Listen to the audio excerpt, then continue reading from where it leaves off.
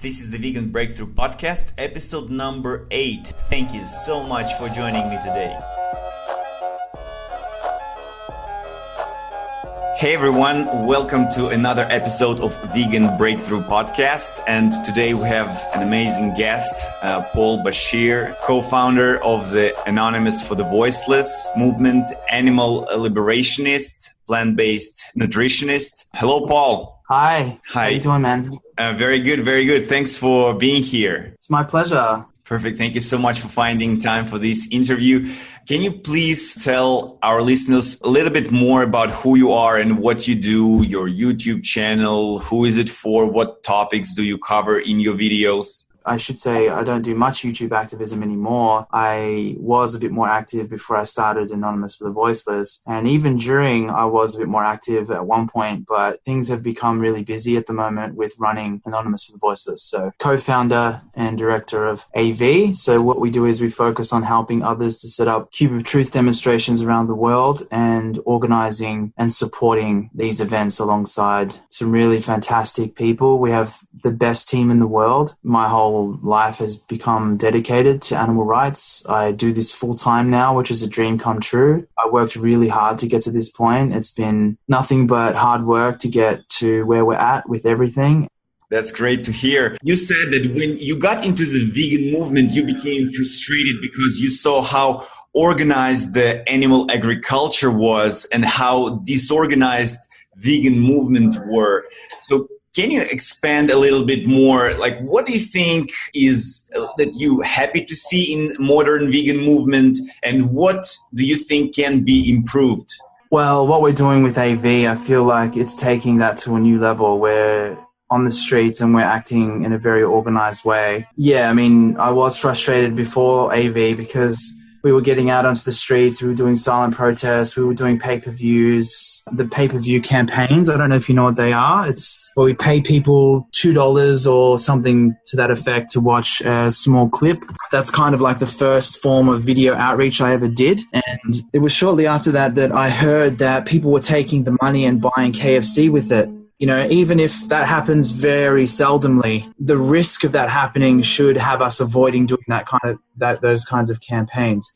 Because if we even have the chance of our money going towards animal products, we should avoid it. So it sounds like I'm being super critical of these campaigns, but I actually think that nobody's really doing it wrong. But the animals deserve us to have a serious conversation, an open and clear dialogue about what is most effective. That's what we're trying to do with Anonymous the Voiceless. And you know, I was frustrated also because of the community in Melbourne where I'm from. Mm-hmm. The vegan community is very much political, to say the least. And everything that we've achieved with Anonymous for the Voiceless has come with absolutely no support from any of the well-established organizations in Melbourne. It's to their own decision that they've made that choice of not supporting us, and we've done it without their help. Now we are starting to get support from other groups in Melbourne, but up until this point, there has been really no support from anybody that's well established in Melbourne City. Not to bash them, I'm not trying to drag anybody's name through mud here. I haven't even mentioned any names, but that was where my frustration came from, just to sort of answer your question. I see. A little more in depth. But yeah, I've always felt that we need to be more organized in order to win this war, because animal agriculture is extremely organized. Mm-hmm. And it's evident in the way that they're winning this war so far, it seems. Yes, definitely. And I really like that you see it as a war. And you said that this is a war that is going on against the animals. And the only people who are fighting for these innocent beings are vegans or vegan activists, animal rights activists. And I like the quote that you mentioned, Martin Luther King quote, "Those who love peace must learn to organize as effectively as those who love war."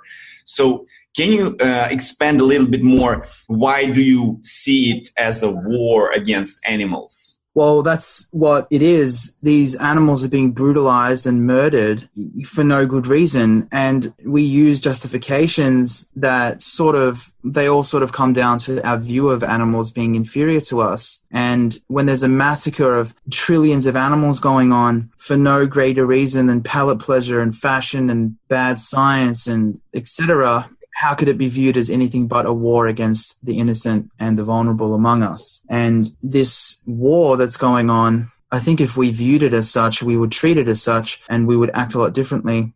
This war that's going on is only being fought against by vegan activists. We're the only ones who are sticking up for the animals and are trying to end this war. 100% agree with you. Another question that I have, I spoke with many vegans who don't want to talk about veganism with their non-vegan friends, non-vegan family members. They just refuse to talk about this topic at all. And the reason why, they say, is just being a vegan, that should be good enough.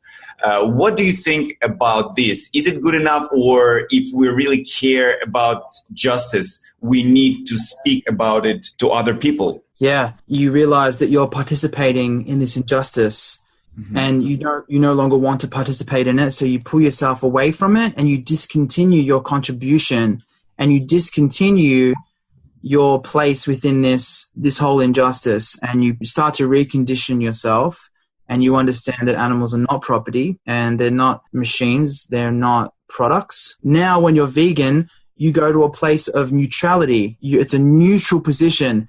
It's a place of non-action. You're no longer contributing to it. All you've done is you've discontinued doing something that you shouldn't have been doing in the first place. You're not doing anything now. You're just simply not murdering animals.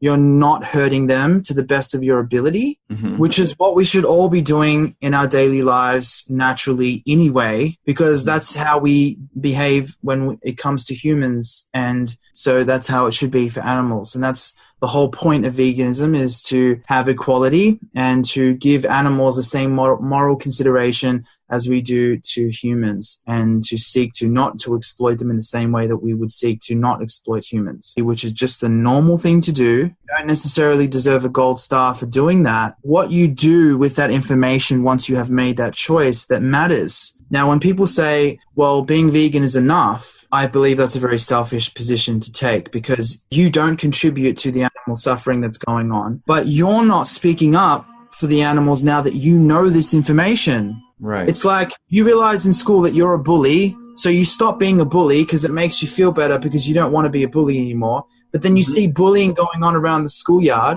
and you don't speak up for the victims.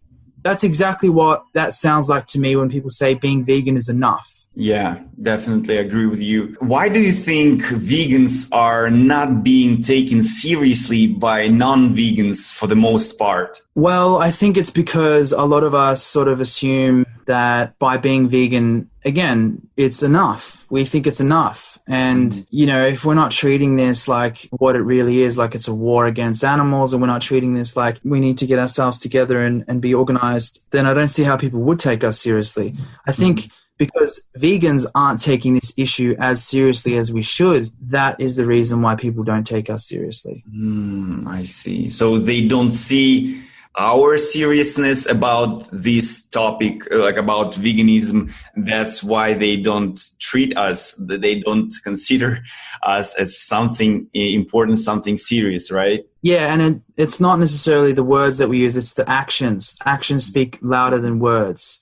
So whilst vegans are very passionate and very vocal online, most of the people that I know do not get involved in animal rights actions. So right now, if you were to launch an event for a potluck in your local area, you might get 200 people going to that potluck. But if you launch an animal rights event where people have to show up and fight for the rights of animals, then you might have 20 people show up. I understand people's hesitancy to some degree. Confrontation is not necessarily ideal for everybody, which is why with the Cube of Truth demonstrations, we make them welcoming and inviting to everybody, no matter where you're at, whether you're totally riddled with social anxiety and you can't even imagine yourself getting out into the streets and speaking up for the rights of animals, or whether you're wanting to learn how to speak to people, or whether you're totally confident and you're totally game to get out there and fight. The Cube of Truth demonstrations has a place for everybody. When you have a potluck, people show up. When you have an animal rights activism event, people don't show up. That's exactly what we're talking about. Are we just doing this for acai bowls? Are we doing this for smoothies? Are we doing this for vegan sausage sizzles? Or are we doing this because there are animals being bullied and being brutalized, and the only ones that are sticking up for them are vegans? Yeah, I definitely agree with you. Also, like myself, I've been lacto-vegetarian for 5.5 years before I came to understanding what dairy industry, like what's happening behind the curtain. Even though I became vegetarian because of my love for the animals in the first place, but because I've been brainwashed and I was worried about calcium and other things, and so I was lacto vegetarian for 5.5 years before I finally became vegan.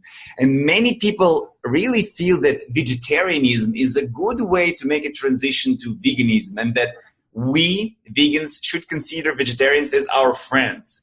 And I heard you saying in your video that vegetarianism is something that is killing the vegan movement. Can you share your thoughts on why do you feel this way? Yeah, just so you know, I'm very calm and respectful when I'm talking to people about veganism, because I understand that we've all been conditioned by a very disgusting system that has taken our innocence from us and has educated us with lies and conditioned our minds with a psychosis. And I can talk about that a bit later if you like, because I refer to carnism as a psychosis. Now, yes, vegetarians are our friends, yes, but vegetarianism is not my friend. And the thing is, when you convince someone that it's okay to be a vegetarian morally if you care about animals, and that's all that you really need to do as a response to your interest in avoiding animal exploitation and harming animals, then you create a comfort zone. And that comfort zone, people can exist in their entire lives. And whenever they come across the vegan message, they already feel self-entitled because they feel like they're doing enough. And how dare you try to tell me that I'm not doing enough, because my whole life I've been a vegetarian, and you're trying to tell me I've been doing it wrong and that I'm actually an unethical person when it comes to animals. It's the defense mechanism is so much more real, and it is a lot harder to convince a lot of vegetarians to become vegan because of this. They get stuck in that moral loophole they've created in their minds, which was really planted there because someone in the world was promoting the idea that being vegetarian is enough.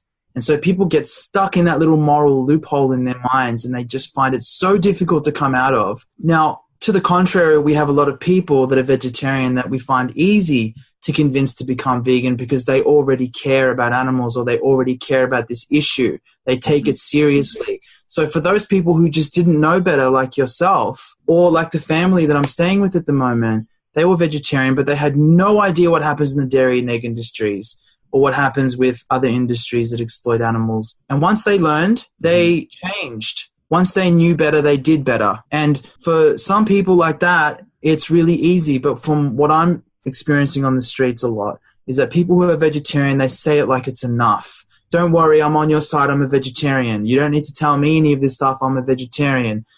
And that's why I say it's killing the vegan movement, because we've created loopholes. And the same thing applies to reducitarianism and flexitarianism. These are moral little comfort zones that people seem to want to gravitate towards so that they can exist in these loopholes. And people think that they are stepping stones towards veganism. And I haven't seen the science on this. I would like to see some empirical evidence on how promoting reducitarianism or flexitarianism will lead people to becoming vegan. I would get behind that if that was effective. But the way that I found this to be most effective is just to promote a clear vegan message, to have a clear dialogue about what veganism is.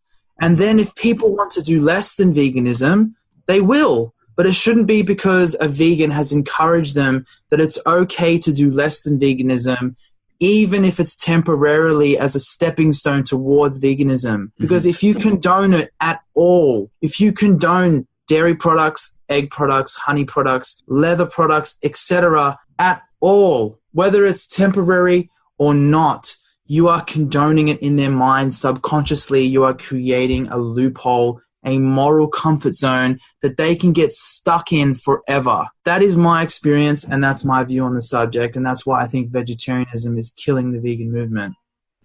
What do you think? Let's say someone listens to this podcast and decide, okay, I want to become vegan. I want to start living vegan lifestyle. cruelty-free lifestyle, but I have so many leather clothes and fur clothes. What do I do with it? Do I just throw it off into the garbage bin? What do you suggest to do with it? Is there any place where it is reasonable to donate these clothes to? This is an interesting subject. I used to say donate them to your local Salvation Army, but then they're sold. They're sold in those stores. I admittedly had a leather wallet up until recently. I had a leather wallet. I had that for like 13, 14 years. And in my mind, I couldn't see how it was justified for me to pay money to purchase another wallet, because that would be demanding more resources from the earth to produce this product, whether it's vegan or not. And that was a really, really silly way of me looking at it. Now that I don't have a leather wallet, I have a vegan wallet, I feel a lot better, because I'm no longer carrying around cow skin and promoting the idea that cow skin is an acceptable fashion item or an accessory of some kind, because it's absolutely not okay. If I was carrying human skin in my pocket, I would have discarded that a long time ago.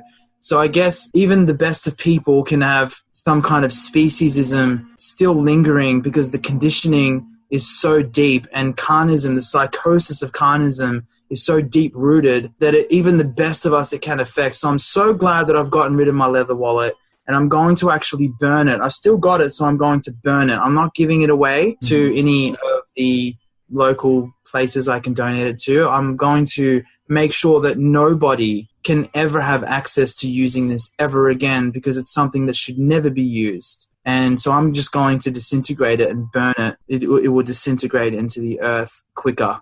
If you don't burn a treated wallet, it will last for hundreds of years before it disintegrates, maybe even longer. So I'm going to burn it to make sure that it does. So to be honest with you, I would recommend the same thing for anyone who has fur, leather, or any of those silk products.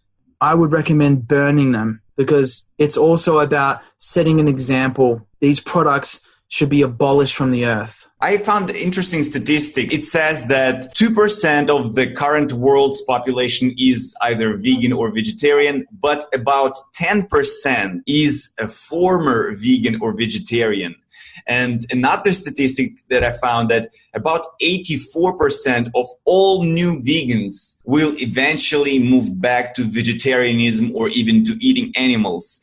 So why, if we assume that it's a true statistic, why do you think this is happening, that so many people are trying vegan or vegetarian, but then eventually they move back to eating animals? Is it because their position, their why is not strong enough? Yeah, that's exactly a good way of putting it. So that why factor is not strong enough. The conviction is not strong enough. So the question is, how do you strengthen your conviction? Education. You have to continue to educate yourself on this issue. I think you need to watch the documentaries. You need to also have others around you to a certain degree that are speaking up about this issue and may be able to influence and inspire you so that you can continue to stay on this track. So it's about taking responsibility and maybe surrounding yourself with individuals that will keep you on track through inspiration and education, and also applying yourself so that you don't have this issue slip into the back of your mind. It should stay in the forefront of your mind, or at least until the conviction is solid. And then you don't have to think about it so much, I guess, because you're already living vegan and there's no way that you're going back. You know,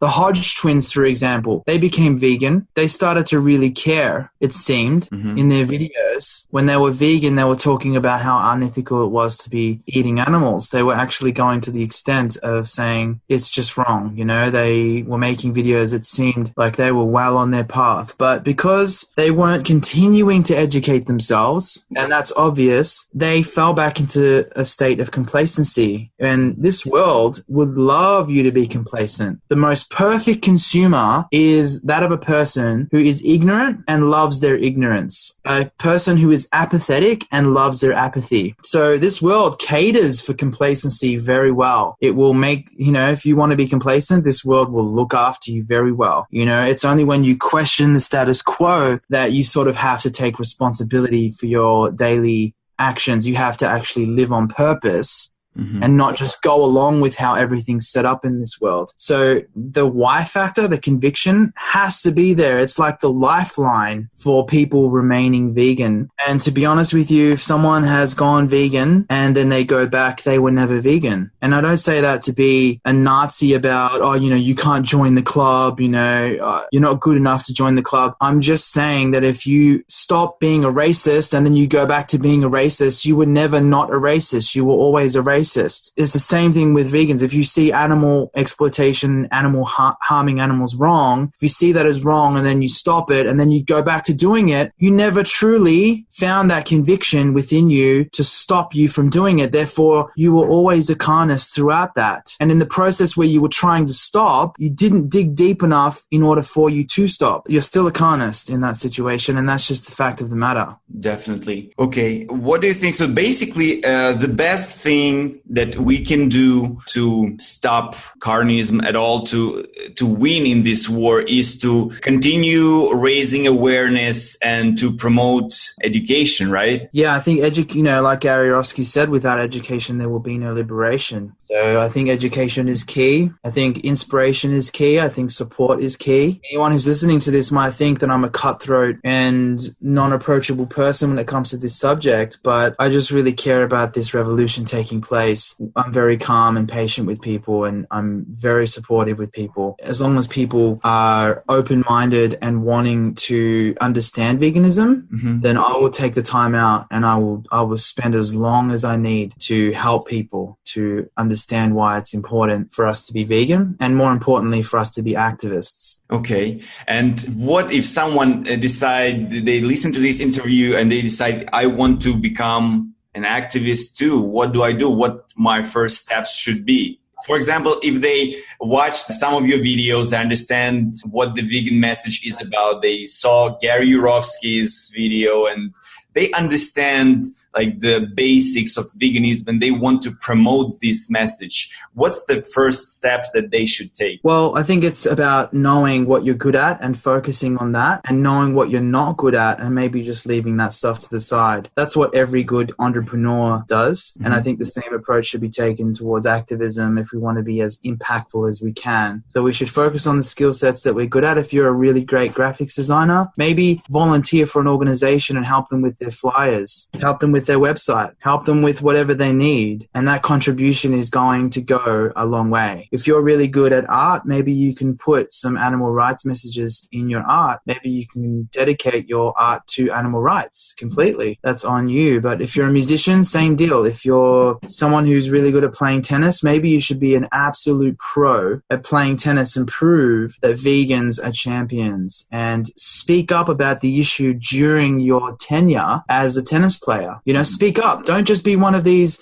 celebrities or one of these people who have a platform and don't use it to speak up about the largest injustice on the planet. People need to understand that we're going to become extinct if we don't have a vegan world. We're facing fishless oceans by 2048. That's a fact. So we need to act accordingly. Our priorities need to be straight here. We won't have a world to play tennis in. We won't have a world to speak about human rights in. We won't have a world to do any of the things that we enjoy doing right now or that we find important right now, unless we address this issue first. It's the most pressing issue of our time. So find what you're good at, find what you're not good at, and just focus on doing what you're good at. If you want to do what we do out on the streets, I'd recommend getting involved with the Cube of Truth demonstration, because if you don't want any confrontation, you can be in the Cube. And if you want to learn about how people can do outreach and speak to people in a more articulate manner so that you can get people to see why veganism is so important, then you can do the outreach as well. We provide a really great platform for people to learn outreach. So you can do something called shadowing, where you sort of hover around outreaches and you can listen in on the conversation that's going on, or you can actually have conversations with people and practice, or you can be in the Cube and listen from the Cube to see what people are saying, and you can witness people watching the screens and see how much impact you're making. When you're a part of the demonstration, at the end, we tally up how many people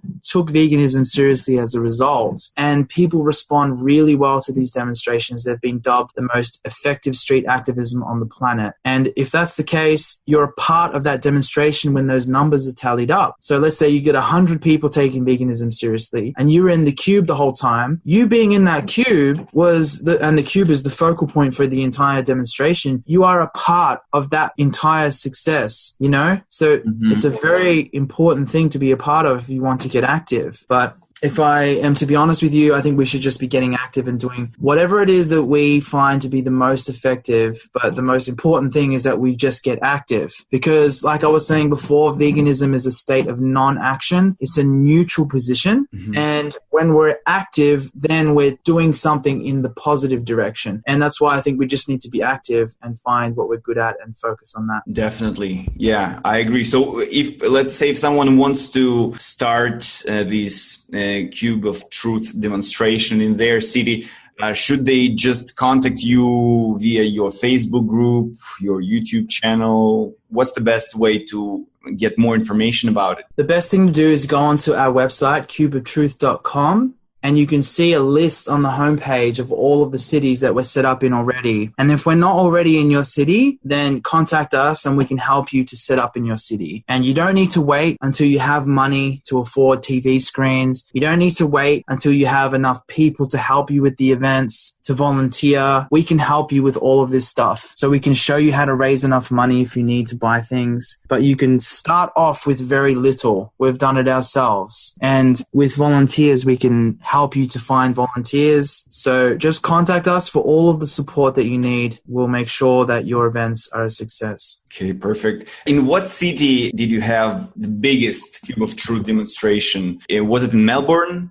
We've had big numbers in Melbourne, but I think Sydney is bigger because there's more of a population and a bigger vegan movement in Sydney. I think Toronto might also be one of the bigger events. The biggest events would be between Melbourne, Sydney, Toronto, and Paris. And how many people were participating in these events, like approximately? Oh, sorry, I forgot to mention London. London's also got massive events. Yeah, their first event, there was at least 50 people that showed up, and they've had a couple of events that were near that number as well. Okay. What do you suggest to people that want to become an activist, but they live in a small city? Should they move into a bigger city because of the bigger movements or bigger groups in bigger cities, or it's important to organize something even small, but they can do it even in small cities where they live? Yeah, we need this happening in every corner of the globe. Wherever there's animal exploitation happening, there is a demand, there is a need for animal rights activism. If it's a small town, we can work with you. We're set up in many small towns around the world. If you're wanting to do Cube of Truth demonstrations there, we can help you to set up in those towns and those cities. Yeah, no matter where you live, this can be effective. And as long as you have an internet connection, you don't necessarily have to be a street activist. You can jump online and you can do online activism. You can do YouTube activism. You can do social media activism. That's incredibly effective. And you can just learn how to get better at what you're doing and be more effective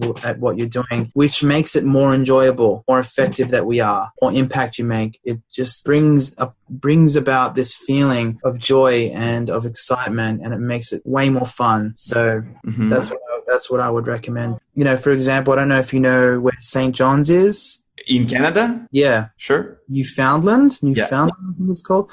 Yeah, so it's a little island right on the East Coast. I mean, it's a tiny little island. It's a small town, and yet there's a group of passionate individuals that get out there and do the Cube of Truth, and they're effective. They get a really good response. Yeah. So ideally, if people can set up, organize their group and do these demonstrations once a week, every week, that would be perfect and very effective, right? Absolutely. Once a week would be a dream. Yeah. I mean, in Melbourne, you do it every week, right? That's right. Yeah. And in Sydney, it's probably similar to that, right? Yeah. Now they're doing once or twice a week. Wow. They used to do it fortnightly, and then we encouraged them to sort of up the frequency, and we've been working on that for a little while. Then there were a couple of organizers that were appointed, and now they're able to have the events happening more frequently as a result. So yeah, they're a super passionate, super dedicated bunch, and that's why it's happening more frequently now. No matter how many times you operate these events, whether it's weekly or monthly, it's all very important because this is the result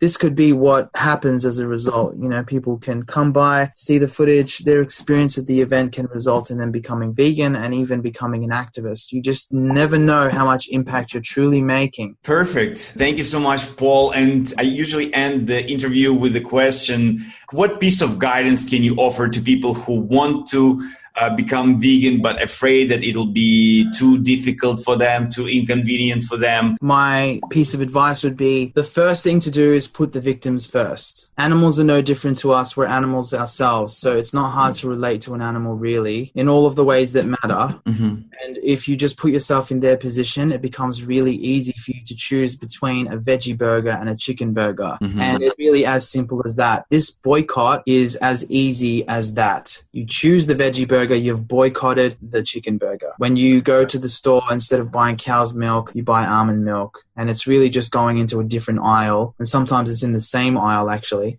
So you just move your arm a little bit to the left, a little bit to the right, and you pick up a different product off the shelf. When you go out to a restaurant to eat, you just say no cheese. I don't know why that's so inconvenient to say that. Or you just ask the waiter if it's vegan or not. Most places cater for vegans.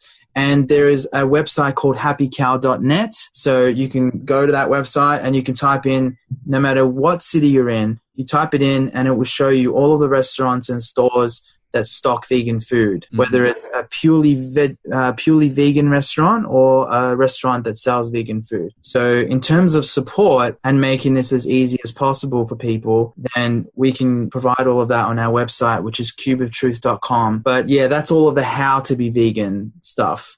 But why to be vegan? All I can say is you have to put the victims first. If you find it hard to put animals before your taste buds, if you find it hard to put the lives of animals before your own palate pleasure, or in other words, your pleasure before someone else's pain, then you need to, I think, do your research, watch documentaries, and really just try your best to deeply ingrain that why factor and understand why it's so wrong to contribute to industries that exploit animals for no greater reason than pleasure and entertainment. Perfect. Paul, thank you so much for this interview. I really appreciate your time. Thank you. Thank you, Sergi. It's been a pleasure. Nice speaking with you, mate.